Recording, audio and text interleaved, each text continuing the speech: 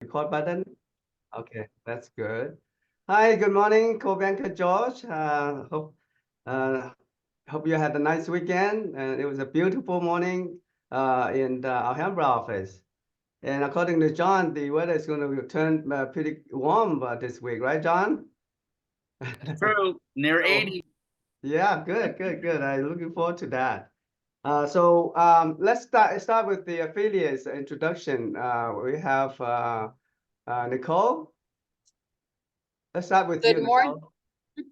Good morning. Happy Monday, CBG family. Thank you for the opportunity to join you. And yes, we are heading into some more warmer weather. And so that means it's a perfect time to get out and prospect, door knock, call, text, any way that you can to reach out to your clients. And we have some powerful tips to help you. Please reach out to us.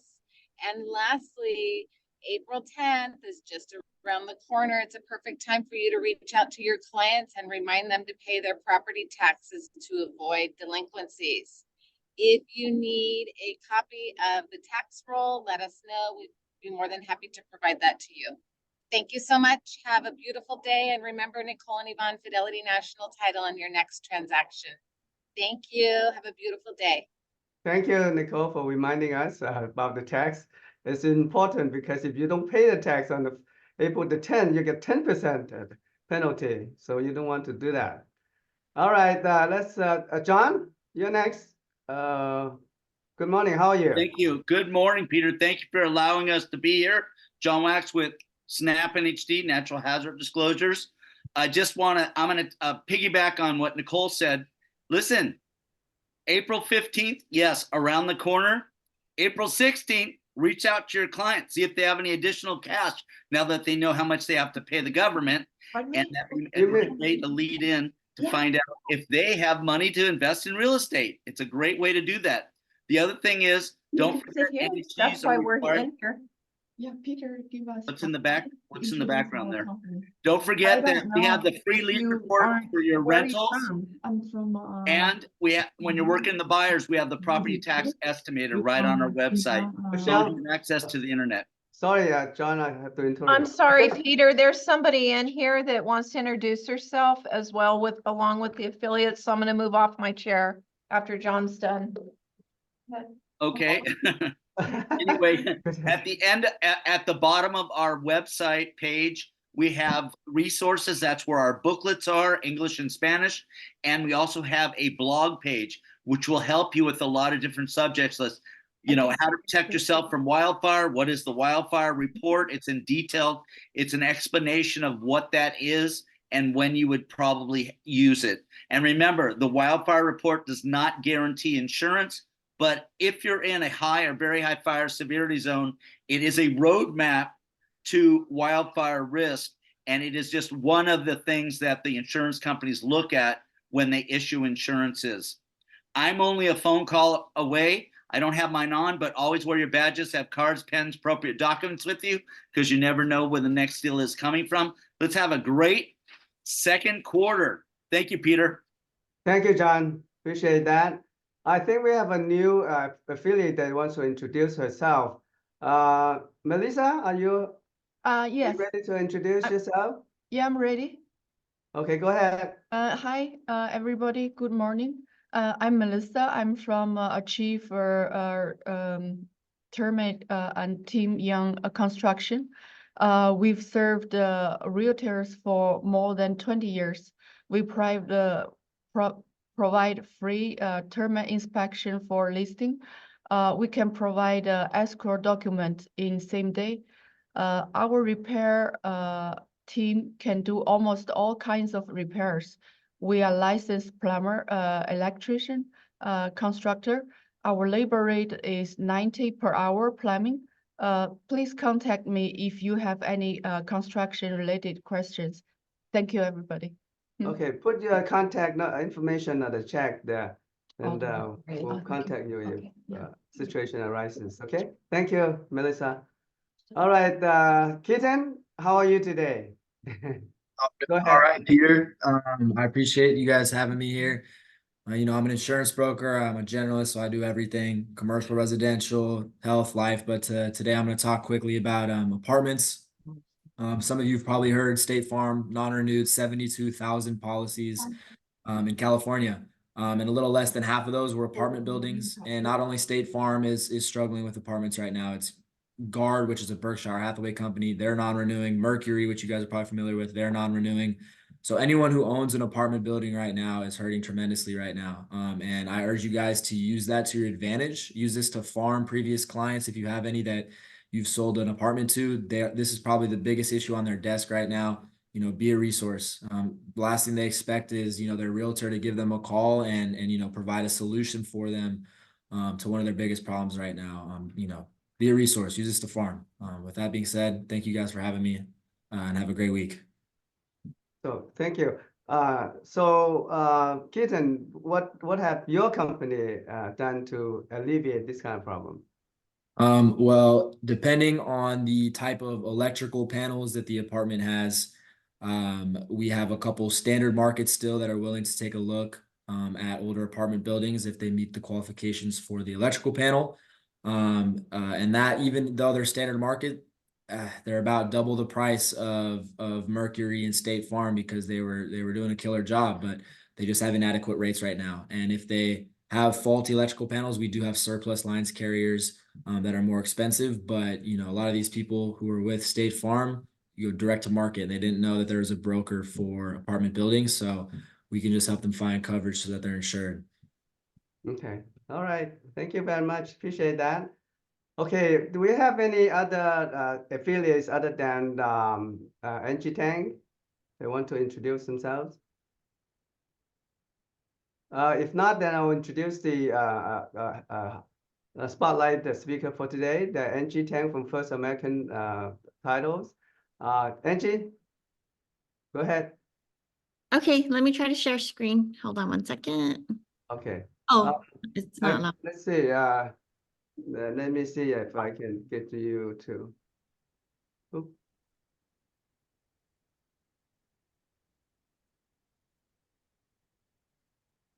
Share screen. Okay. Share screen. Let me see.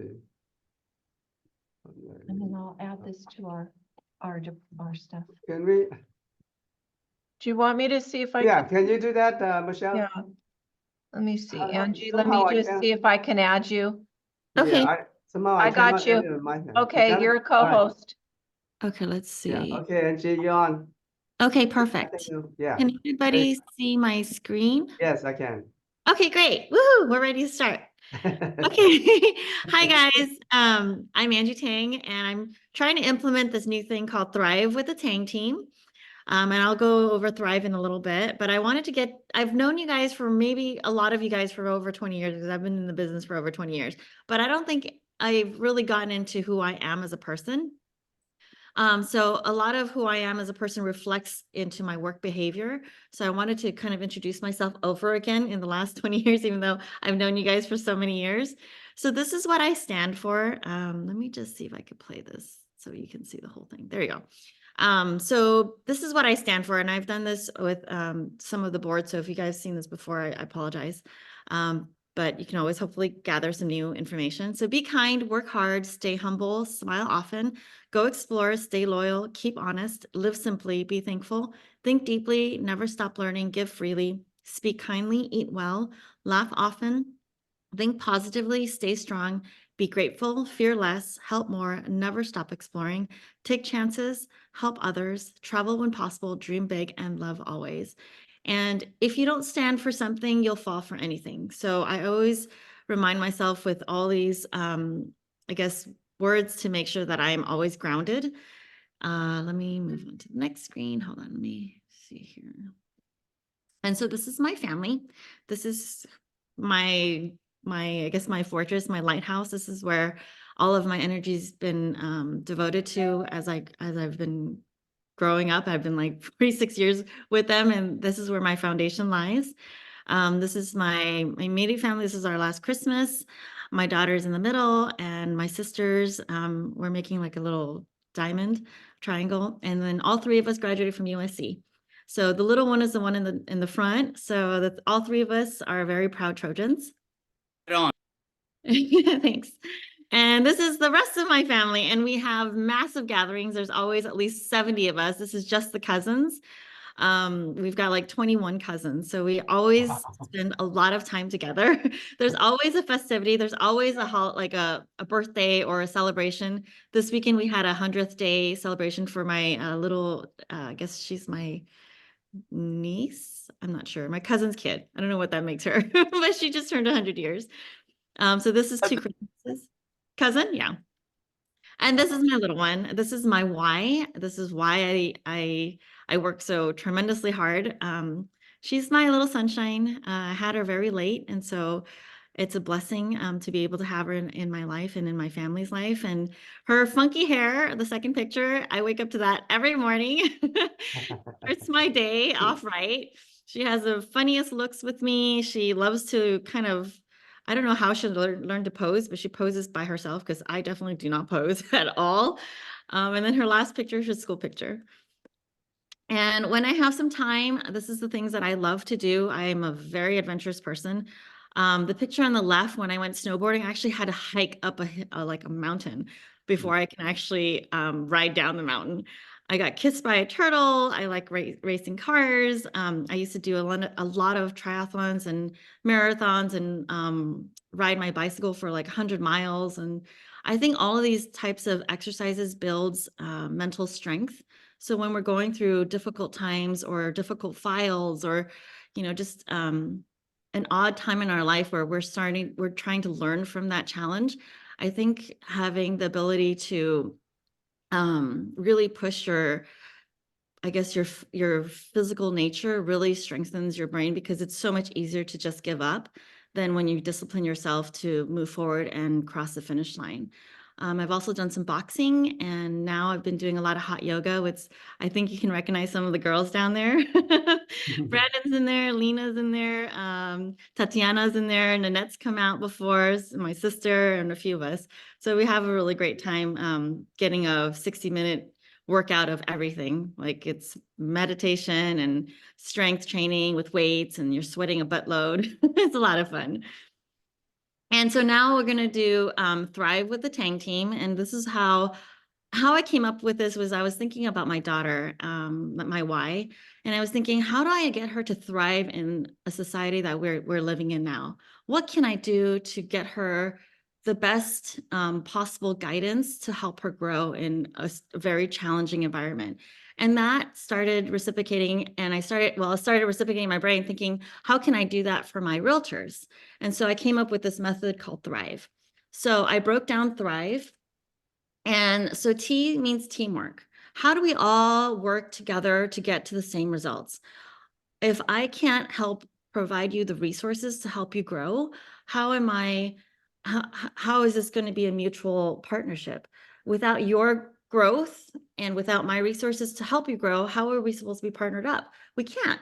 So my whole deal is to make sure that I can give you the best resources and the best mindset to help you grow as a team so that we can collaboratively make it to our finish line. And then H is for honing into your farm. Everybody should be farming. If you're not prospecting, we're not doing our job. I'm constantly prospecting, and you should be also constantly prospecting. So honing into your farm doesn't mean just prospect everybody. We really need to focus in, especially in this challenging market. Resources. What do each of your affiliates provide for you in terms of resources? I know First American gives you all the resources possible, and we reinvest all of our money into resources so that we can help our clients build their business.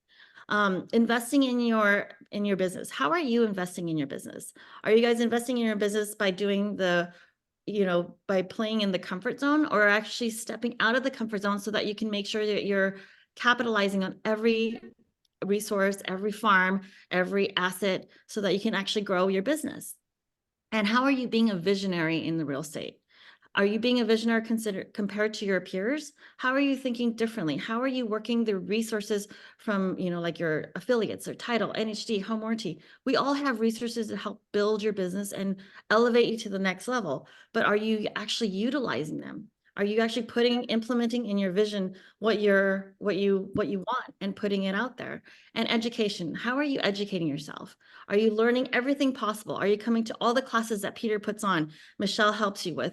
Are you actually educating yourself? Because without education, we're being stagnant. And if you're staying in your comfort zone because it feels comfortable, you're not actually going to be able to grow and move your focus up to the next level. So this is why I've started thinking about how I can help my agents thrive in the real estate market and in life. So this is something that I'm working on. I'm hoping that this is going to help elevate every realtor that meets me, and we actually partner up and can move forward. And then what is title insurance? Oh my gosh. I think a lot of people forget what title insurance is. They just think of title as title, because after you've gotten into the comfort zone, you forget exactly what title insurance is actually covering. We are an insurance company. We do have coverages. And a lot of times, I bet you 9 out of 10 agents don't actually know what's title insurance and what it actually covers. What does a policy cover? So all the stars on the right, I'm not going to read them out to you, but those are the ones that we pay the highest claims on. So these are all the ones that you should remember that we have.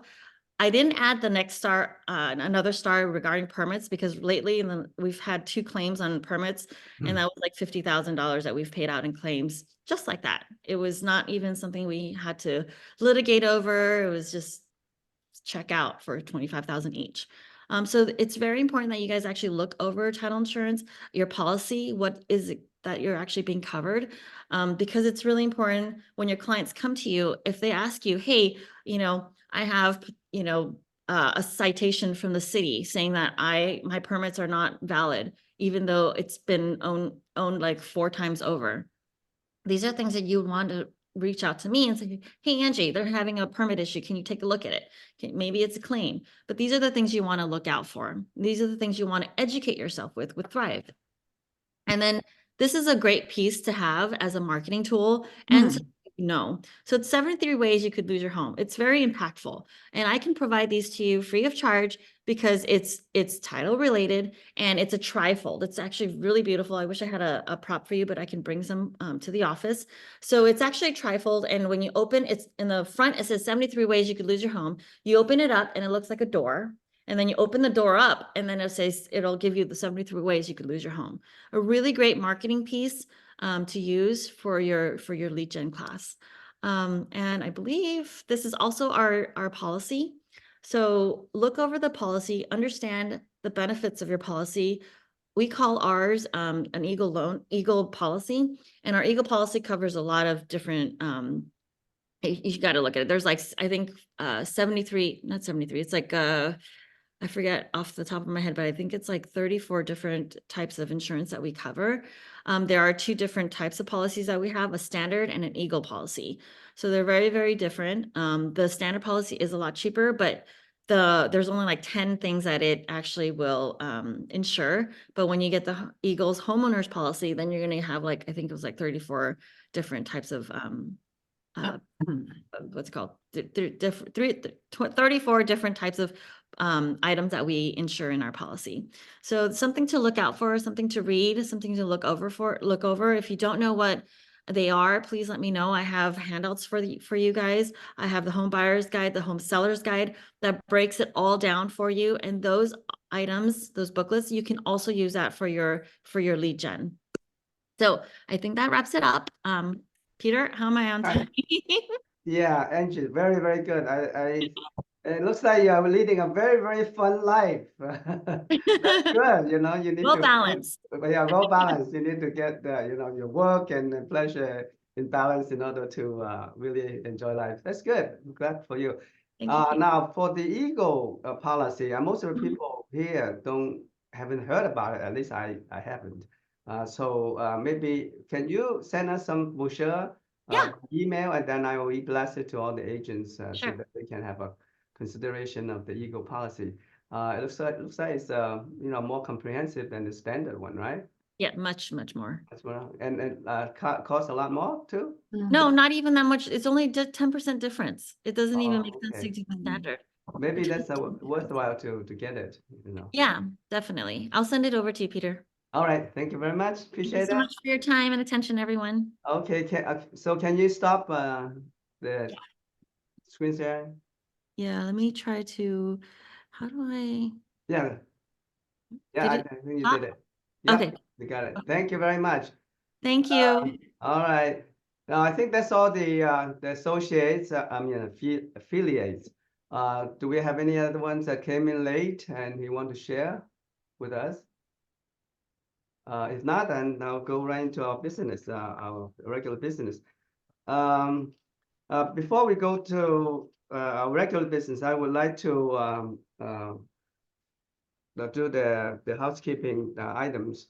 The first one is as you know, we are sunsetting the core banker email in Outlook and at the end of April, which means that after April 30th, 2024, you will not be able to use your core banker email, which is the Outlook email. But nevertheless, you can forward your email to any email of your choice, like the Gmail, Yahoo, or even AOL. So do that before April the 30th, because after that you won't be able to use the Outlook email, and I don't want you to be scrambling for help at that time. Okay, so don't wait for the last minute. Do it as soon as possible. And I think there are still about 25 agents that have not, forwarded the email to the email of their choice.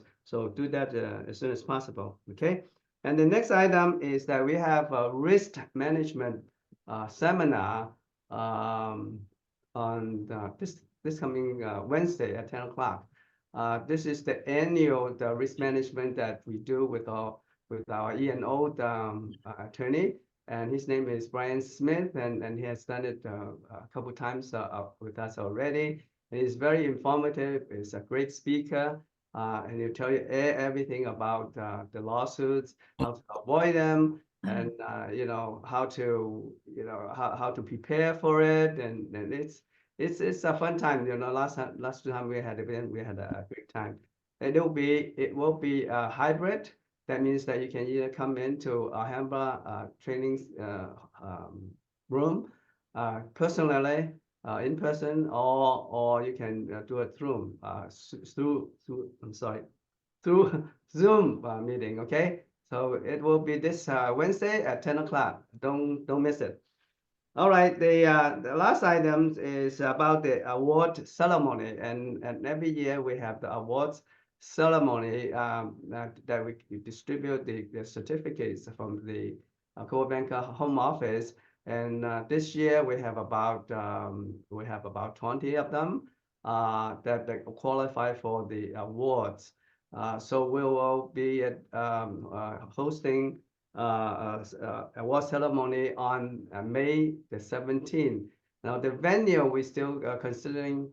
We're still looking at some possibility. One of the possibility is at the new Holiday Inn that James Chow has built. So it will be good if he can get it ready. But if not, then we'll go to his restaurant, his new restaurant in Temple City. But the venue we have not decided. We'll give you the latest update as soon as possible. Okay. Now, with that, I would like to ask Doug Meyer to tell us about what's happening in Arcadia. Doug? Booming. Booming? Oh, good. Okay. A couple of our listings so far this last week. Dorothy Lee listed a residential house in Fontana, 2-bedroom, 2-bath, 538. Carrie Hsu has 2 land listings in Lancaster, 699 and 90,000. Sharon Chow has in Europa Valley, 3-bedroom, 2-bath, 585. Oscar's got a business opportunity, a car repair in a Volvo car repair. I think it's Cabina, 375. And the last one is Andy Sue commercial sale on Valley Boulevard in Rosemead, 798. A couple of recent sales we've had in Covina. Paxson Chia represented the seller, 748. Amy Wang represented the seller, the listing, 1,900,000. Camellia and Annie, I don't know if, yeah, Camelia's on the here. Hi, Camellia. Happy birthday 3 days ago, Camellia. Camellia and Annie got together, represented a buyer in Pasadena on a condo, 928.8. And in Barstow, Dorothy Lee just sold land for 350. And I sold a house in San Marino for 3,650,000. Wow, good. I just want to say that that particular buyer came from his mother, who I've kept in touch with for 30 years. So I'm telling you guys, sphere of influence, stay in touch. I've got several leads I'm working on now that are all sphere of influence. You gotta, I don't care what marketing you do out there, stay in touch with people that already know you and trust you and hopefully like you, because there is business out there. I just want to say some of the closings we've had this last week. Alma Aguilar closed a mobile home for 100,500. Michael Chan, he referred this house. He didn't have to do anything, just a referral. 1,289,900, and I think his commission was like 30,000. Amy Wang double-ended Los Angeles, 925. Alden Lai did a lease in Arcadia, 2750. Laurie G closed Upland for 765. Steve Sattler closed some vacant land, 15,000. And David Shin double-ended his property in Los Angeles and closed escrow on that for 750. So we've got listings, we've got sales, we've got closings, we've got action. All right. Wonderful. Good job, agents. Very good. Congratulations on the 3.5. And to all the Alhambra agents, if you guys ever need anything, if I can help you in your marketing or, you know, business plan, or you have a question on something and Peter's not available, please call me. I'll help you if I can. Okay. Thank you. Thank you, Peter. Thank you. Appreciate that. Congratulations again on your Thank you. the San Marino. That's great job. That's a nice one. Yeah. Thank you. That's nice one. It will sell very fast too, you know, San Marino, you know that. No, actually, no, that is a sale. I represent Oh, the it's a buyer. sale. Oh, wow. Yeah. It's already a Yeah. sale. So it's in It's a escrow. 30-day escrow. The money's already in. Oh, wow. The guy's Yeah. pre-approved. It's going to go real smooth. Wow. You have the money in the bank. Good. Yeah. Very good. Thank you, Doug. Appreciate Thank that. you. Okay, now as for Alhambra, we are not as booming as Arcadia, but we're not doing too bad either. We have about 4 listings, a new listing last week, and 5 sales. Okay, and as for the listing, we have Cindy Coyce, Cindy and Cody co-listing for Monterey Park House at 899,000. The commission is 2.5 1 cent one way. Actually, I mean, you know, 2.5 for selling and 2.5 for listing. So that's a good commission. The second one is by Ruben and Galvan, the commercial. Actually, not commercial. It's a residence in Commerce, 729,000. Also altogether 5% commission. The third one is Karina Pang. That's a commercial lease, $3,650 per month for a lease in the Alhambra. The last but not the least is Alex Aguadas for the lease at 2,500 per month in the Alhambra. As for the sale, we have about 5 sales. First one is the Cindy Fan for a lease in Pasadena, 39,588. Second one is by Anna Tsai, a house in South Pasadena for 2.525 million. Pretty good. And the third one is by Ruben Galvin, double-ended a house in Commerce, 700,000 with a total commission of 5%. Congratulations, Ruben, for double-ending this sale. The fourth one is by Stephen Tran for the house at Rancho Cucamonga, 1.175 million, altogether 4% commission. And the last but not the least is she made double-ended lease in Monterey Park, $2,030 per month with a commission of 4%. So congratulations for all those listings and the sales. As I said, you know, the business is getting better. You know, there's a lot of activities out there, and this is a good month too. You know, April and May and June, all through the summer, that's a good month for real estate. So hey, you know, wrap up your engines and go and get some business, and you won't regret. Okay, and as Chuck said, don't be a secret agent. You know, you go out and reach out to people. This is what real estate is all about. It's about people. You know, connection with people. All right. So any other sales that or reduction in price that anybody want to bring up to the meeting? No? Okay. If not, then I will go. I'll kind of you know, update you with what our market and legal update is for this week. Okay. So let me share the screen. Okay. Now, as I said, I do the market and legal update every month, and I think this is the right time to do it. And you know, a lot of speculation about the interest rate, federal interest rate cut, and as we mentioned before, the Fed was going to initially have a interest rate cut in March, and they promised at least 3 interest rate cut in 2024. But the March came and gone, and they didn't do anything. They stayed the interest rate, and even in April they stayed the interest rate as well. Now speculation is that they might not even you know, cut the interest rate in May, but nevertheless, you know, they're on track to cut the interest rate 3 times this year, believe it or not. But you know, again, I cannot promise you that because things change.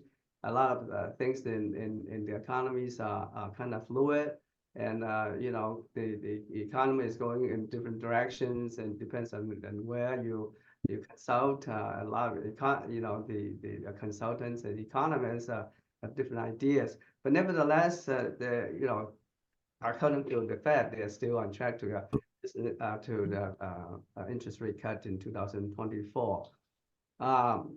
Remember that for the May meeting, the FOMC meeting, and you know, concerning about the May meeting, that as of March 27, 2020, people still believe that they're going to stay the interest. 95% of the people think that they're not going to change the base rate of 5.25 to 5.5. And so, in other words, there won't be any interest cut in May. But for the June, the picture is a little different. A lot, 36.4% thinks that they're going to stay, but 61% thinks that they are going to reduce it by 25 percentage point. So in other words, they are expecting a reduction of interest rate in the June meeting. So let's hope so. Let's get our fingers crossed. But you never know. You know, there's a lot of talking that the Fed is kind of spooked by the inflation rate not being coming down as fast as they expected. So you know, keep and stay tuned, and so we'll see what happened in May or in June. Okay. But the mortgage, the rate kind of eased up a little bit after the Fed meeting, but it's still hovering at a 7.0%. So it didn't change very much. You know, at this level, you know, there is not a whole lot of difference in the sales and transactions in the market. So you know, everybody was looking for the reductions interest rate to ease up the market. Okay, but unfortunately, that the home purchase sentiment kind of inch up from 17% to 19%. It's a little bit of inch up, but it's an encouraging sign, saying that you know people still want to purchase the houses, at least in residential. Okay, and then the consumer you know, think that the interest rate will go down in the next 12 months. It went down a little bit, a dip slightly, but not that significant. But good thing that is the seller sentiment begin to turn around, because it's very important that we have a willing seller, because we don't have that much inventory right now. So it seems like that the seller is more willing to sell now. It went from 57% to 65% in the last 2 months. So that is a good sign. That means you know, we have more sellers who are willing to sell the properties. And the pending sale dips as the interest rate rise too. It dips a little bit. It's not very significant. The economy is still going on as it's expected. So now the single family residence pending sale growth is encouraging. Now from the last month it went up to 9.6%. That means it's, you know, encouraging that it's going to stay. It's encouraging that it will increase, and hopefully it will stay that way. Okay. The new existing single family residence is listing. Not too exciting about it. It's still hoping at you know, 19,000. It's kind of anemic compared to the, you know, to the 37,000 or 35,000 last year or a couple of years ago. But nevertheless, it's still not too bad. And then the demand remains pretty below the last year, but it's been showing some improvement. So you know, nothing really exciting to tell you about, but you know, the market's moving on, and hopefully that will kind of stimulate when the Fed reduce the interest rate. Okay. Now I do have a couple of legal updates I want to bring your attention to.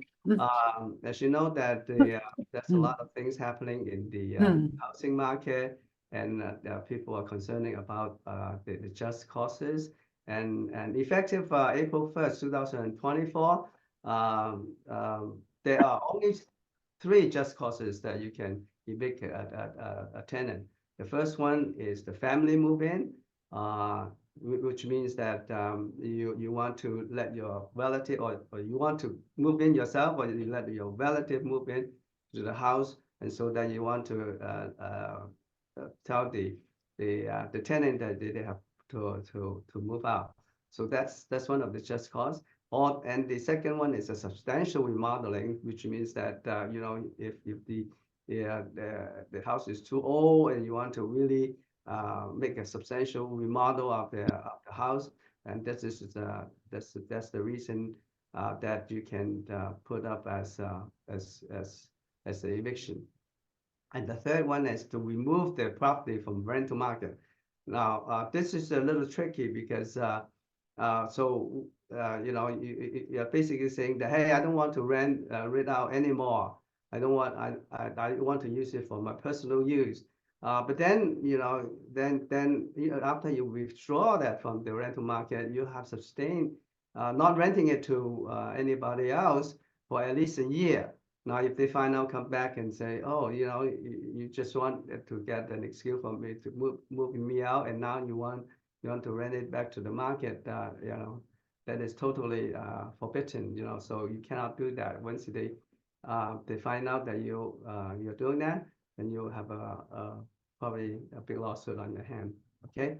Now this three just cause requirement or is applicable to the to residential tenants only. It does not apply to commercial real estate. And also the tenant has to be in the premises for over a year. Also, if the tenant has been there for 11 months, and you want to move them out, then this kind of requirement does not apply. Then you have other just cause as well. And also that the third requirement is for residents that is over 15 years old. Okay. Now that exception is that if it's a single family residence, that's the exception, and if there's a duplex and where the owner occupy one of the duplexes, then they don't come into the requirement doesn't apply either. Now, since one of the condition is that the tenant has to be in the premises for 1 year, so if you have a 1 year contract, and then after 1 year the contract lapses automatically, and you think that you'll be able to move them out outside the requirement, then you're totally mistaken, because the tenant has been there for 1 year already, so they are qualified for that protection. Now, so most of the landlord, if they want to avoid this kind of protection for the tenant, they usually say, oh, I don't want to have a 1 year lease, I just want to have 10 months. Okay, so you can have the lease for 10 months, and then after 10 months you can say, you get out here, I don't, the contract expires already, so I don't want you as a tenant, please move out. You can do that, but once the tenant stayed there for over a year, you have no other option but to follow the requirement that the only three just cause for eviction. One is for the family move in. The second is for substantial remodeling, and the third one is for taking the property out of rental market. Okay, so that's the way to avoid having to be stuck with the tenants. Now there are new forms to be used for eviction as a result. So the first form is the notice of termination of tenancy for the family move in, known as NTTFM. Now, if you are using the just cause as the family move in, you have to use this form, and it must be given to the tenant based on the family move in, and this form, you must disclose the name of the family member, the relationship to the owner, and when the member is going to move in, and then the family member has to stay there for over a year, okay, in order to be valid to apply this family move in requirement. And then if they later on the tenant finds out that the family member stay less than a year, they can come back and sue the landlord for breaching the contract, or breaching the requirement, I should say. And if you have if the just cause eviction was for the substantial remodeling, then you need to use the form notice to termination of tenancy for remodeling or demolition, and the form is NTTRD. And this one will be released soon. It's not quite available yet, but they will be out soon, very soon. Okay, and they must be for the substantial remodeling. You cannot use it. You cannot use it simply because you want to change the plumbing.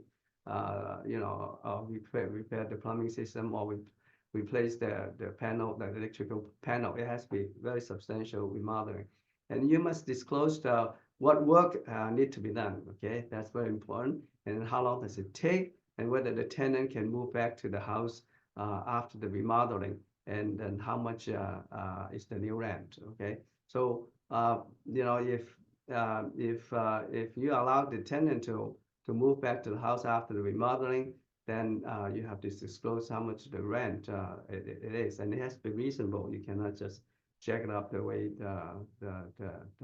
any way that you want. Okay. Now another thing that I want to talk to you about is the Section 8.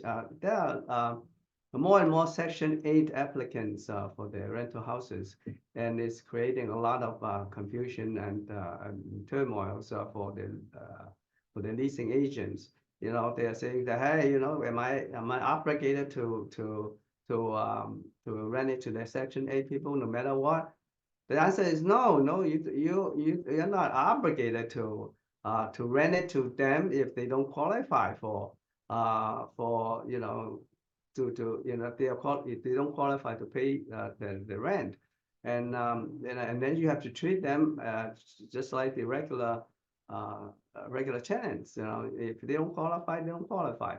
You don't have to take it. It's not mandatory that you take the Section 8 people, but then you cannot discriminate them. In other words, if they have they've equally qualified for the rental, you cannot discriminate against them because they are Section 8, because because of the source of the income. So that's one of the discriminatory the category that you cannot discriminate. But remember, for the discrimination, you have 26 categories, and this is one of them. Okay. Now, if the tenant has a Section 8 subsidized, that's the new law that the tenant cannot ask the tenant for the FICO score. So most of the Section 8 people, they don't have very satisfactory FICO score. So if you insist that they should have a satisfactory FICO score, then that's not fair for them, right? And so the law said that you cannot ask the tenant for FICO score if they are Section 8 tenants. Now, but nevertheless, you can ask the tenant about his ability to pay. If the Section 8 covers only partial of the rent, then you have to ask the tenant whether he be able to pay the other half of the rent, and they have to prove to you that they will be able to pay for it every month. Okay. Now, if the tenant is receiving the governmental subsidized, then the landlord has to disclose to them that they have the right to refuse the credit check or the FICO score. Okay, and the tenant actually can demand that the landlord not to consider them on that respect on the credit score, on the FICO score. Okay, so yeah, that's the new law. So you have to abide by it, otherwise you can get into trouble. And so what do you do in case of a Section 8 tenant? The first thing have to do is that, hey, you have to tell the Section 8 tenants that everything is transparent, and all the tenants are treated the same, and then all the tenants are screened based on the ability to pay. Okay, and if they can show the ability to pay, and everybody will be treated in the same on the same criteria, and also you have to make sure that they understand that you don't make the decision. Only the landlord makes the decision and you have and you will present the offer to the landlord, and the landlord will make the ultimate decision. And also, you have to tell them that there are other tenants to be considered too. You know, there are other applicants. You don't have to disclose the name of the applicants, but you know, if there are more than one applicants, so you tell them there are multiple tenants to be considered for this, for the house. And if that the two tenants are equally qualified, then it will be based on the first come first serve basis. Again, it is depends on the landlord's decision too. And try not to commit too much, and try to commit as little as possible, because you are not the landlord. You cannot promise that you can rent it to them, and you give all the responsibility to the landlord. And one of the cases that we lost as a discrimination case is that, is that we paid $30,000 for this, because the listing agent did not present the offer to the landlord. The landlord know nothing about it, and then they make their own decision and say, hey, but I don't think that the landlord is going to rent it to this tenant. So he told the tenant that she told the tenant that the tenant is not qualified. So this kind of thing, we have to avoid as much as possible, because hey, if the landlord didn't even know about it, how's you're breaching your fiduciary duty, because you're getting the landlord in trouble, because when the tenant sue, they can sue everybody. They sue the landlord, the agent, and anybody that's possibly involved in the transaction. Another thing that is, you don't use the text message to communicate or to commit something, because the text, usually when you do text, you do it very sloppily, and then sometimes a little bit of sloppiness in the language will get you in trouble, and have a pretext of a commitment or something, so don't use the text message. If you want to use formal communication, use your email, because email, you put more time into it, you think about it more, and then also the email is everything is in record, and all the tenant's reaction to the email will also be documented. So use the email as much as possible, and don't use the text message. As it's one of those text messages that get us into trouble for the last discrimination case that we handled. So you end up paying $30,000 for it. So don't get into that sloppy communication mode, okay? And don't make decision on behalf of the landlord, please. If anything, any deal you present it to the landlord, you let the landlord decide, and you document it, okay? And always say that only the landlord makes a decision, and the final decision will be only made after careful consideration by the landlord, okay? And so if then you have done all your fiduciary duty, and if that happens that the tenant sue the landlord, also sue you, you have a proper ground to stand on. Okay, so as I said, the Section 8 tenants are kind of tricky. A lot of those people are looking for mistake that you make, and then if you make a mistake, believe me, they'll sue you. They can just they can do it very easily. They can make a complaint to the HUD, or they can make a complaint to the Civil Rights Department. And then once those two departments got the complaint, hey, they will launch investigation into the matter. They will require response from you as a agent, and for me as a supervising broker. and the company gets sued as well. So so try to avoid that, and you know, and you know, try to avoid any lawsuit that you can. And discrimination is nothing to be sneered about, because it is really happening there and out there, and it's they have the lawyers are getting a lot of business on those discrimination. And just to mention, they have 26 categories of discrimination, and that practically covers everybody. You know, so be careful of those discrimination lawsuit. Okay, all right. That's all I have for you. The legal update, I think, is right on the time. So any questions regarding what I presented, or any question in general?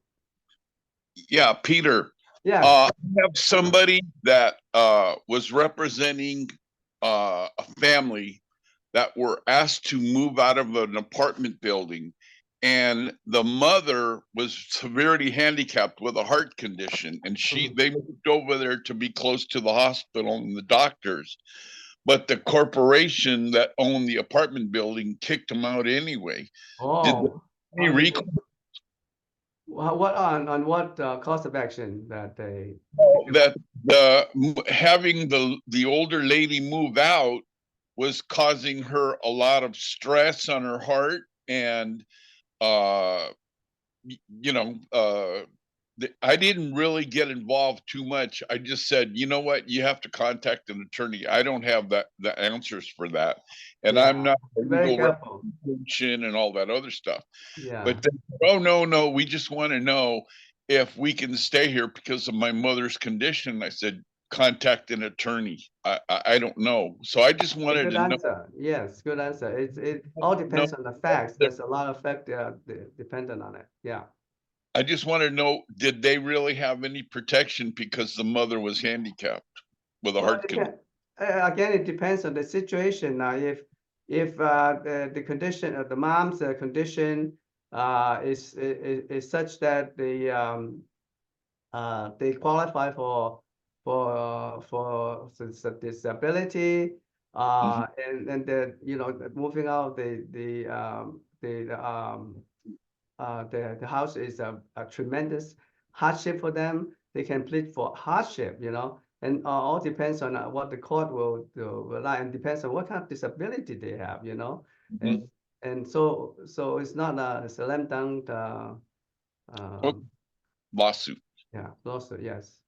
All right. Thank you. Anything else?